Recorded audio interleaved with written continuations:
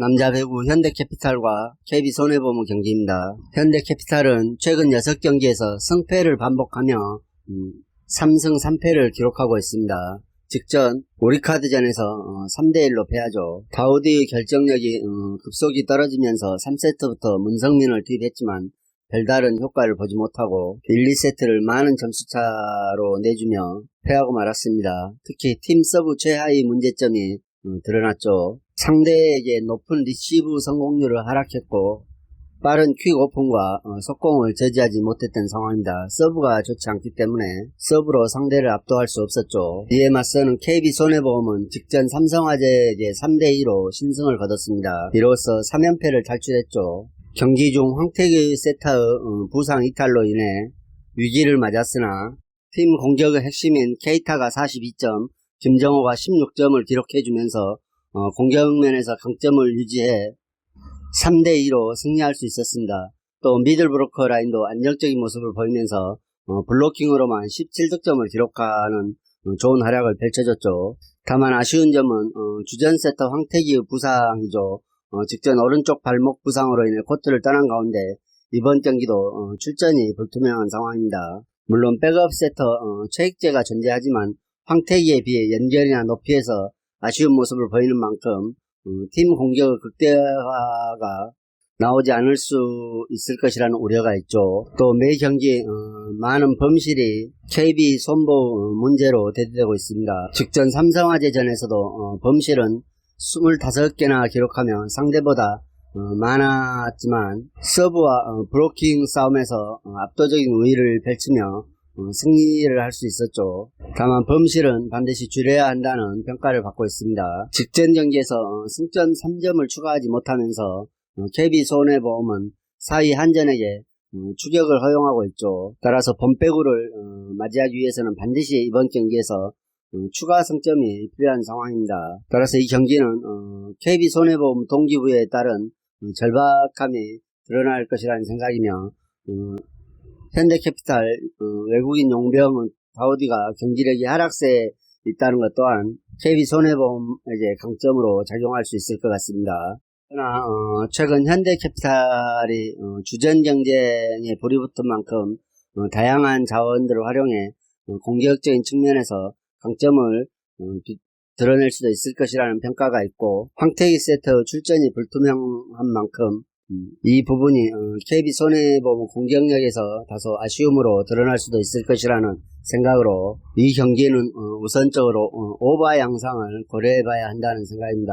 그리고 다우디 결정력이 조금만 올라온다면 현대캐피탈 또한 공격적인 면에서 좀 더 다양한 옵션을 통해 안정적인 흐름을 유지할 수도 있을 것이라는 생각으로 핸디캡은 현대캐피탈이 가져올 수 있을 것이라는 생각입니다.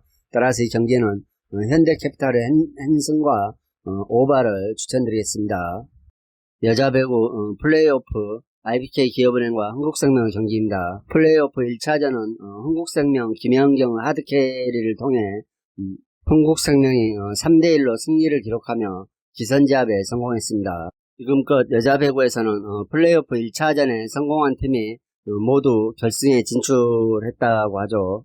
따라서 챔프전 진출 후 100% 확률을 흥국생명이 먼저 잡은 셈입니다.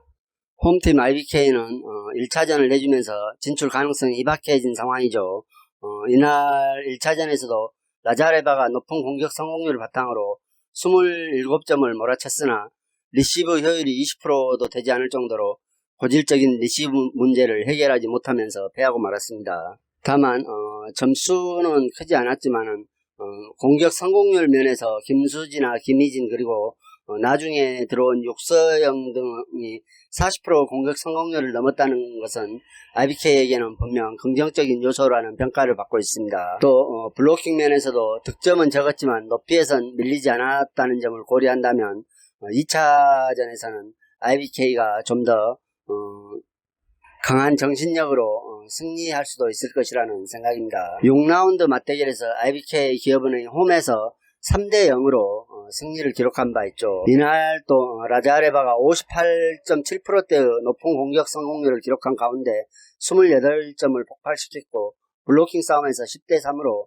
압도적인 완승을 기록하면서 6라운드에 3대0 셧아웃 경기를 치렀습니다. 이날도 역시 김현경은 자신의 몫을 충분히 해줬지만 브루나 공격이 막혔고 블로킹 싸움에서 완패를 당하면서 외국인 선수와 블로킹 싸움에서 기업은행이 승리할 수 있었던 경기였습니다. 하지만 직전 경기에서 보면 IBK 김주향의 부진한 모습이 눈에 띄었고 김수진과 김희진의 경기력도 다소 아쉬웠던 모습이 많이 보여졌죠. 반면 원정팀 한국생명은 김현경의 29득점, 브루나의 19득점, 그리고 김미연의 서브리시브 효율이 35%대로 높아지면서 김다솔 세터 경기 운영 또한 침착하게 안정감 있게 흘러갔던 경기였습니다. 그리고 서브와 블로킹 싸움에서 모두 5위를 점하면서 다소 여유있는 승리를 챙겼죠. 다만 김연경을 바치는 나머지 선수들의 공격 성공률이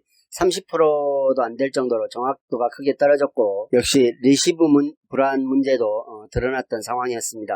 그러나 센터 이주아의 블로킹 득점은 팀 승리에 매우 크게 작용했죠. 따라서 이 경기는 단기전의 양상으로 봤을 때 물론 한국생명이 다소 불안한 건 사실이지만 단기전 양상으로 봤을 때 1차전에서만 봐도 IBK 선수들의 몸이 많이 무거워 보였죠. 그리고 세터 조성화 연결 또한 다소 흔들리는 모습을 자주 보여줬습니다. 따라서 이번 경기도 역시 브루나만 조금 더 안정적인 공격 성공률을 선보인다면 한국생명이 충분히 승리할 수 있을 것이라는 생각입니다. IBK 김희진이나 표성주 그리고 김주양 등의 컨디션이 매우 좋지 않아 보였던 1차전의 모습을 봤을 때 한국생명 브루나가 1차전 같지만 해준다면 2차전 또한 한국생명이 충분히 가져갈 수 있을 것이라는 생각입니다. 따라서 이 경기 우선적으로 오버를 선택해보는 게 가장 좋은 선택이라는 생각이며 역시 원정팀 한국생명이 조금 더 나은 집중력으로 충분히 승리할 수 있을 것이라는 생각입니다.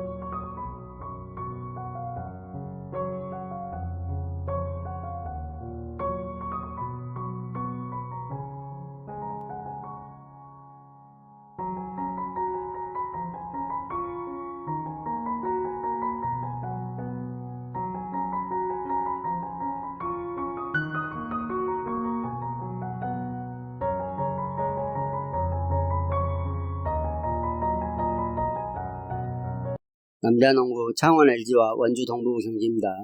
나름대로 3경기에서 2승 1패를 기록하고 있는 창원 LG와 3경기에서 3연승을 기록하고 있는 상승세의 두 팀이 만나죠. 그리고 직전 맞대결에서 창원 LG가 원주 동부가 67대 58로 홈에서 승리한 바 있습니다.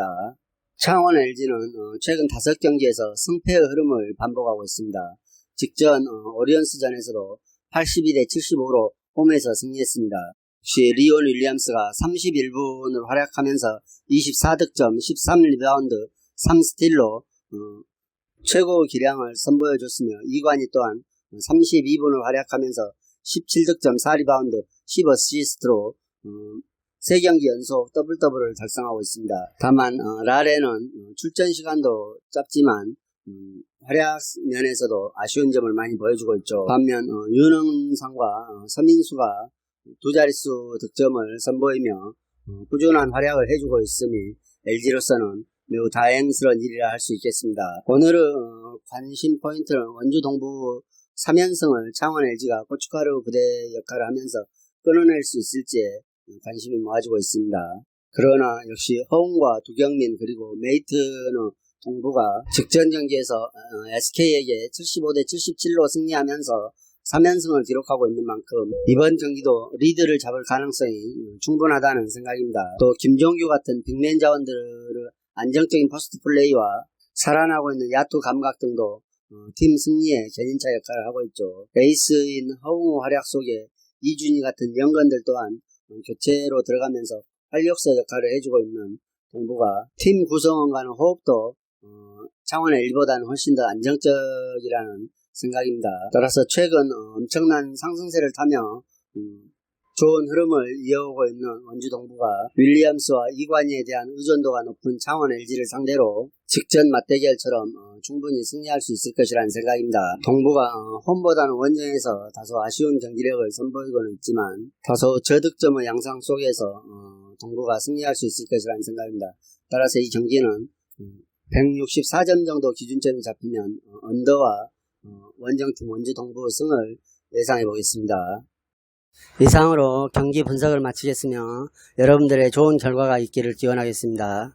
그리고 오늘의 분석이 여러분들에게 조금이나마 도움이 되셨다고 생각하면 구독과 좋아요도 꼭 부탁드립니다.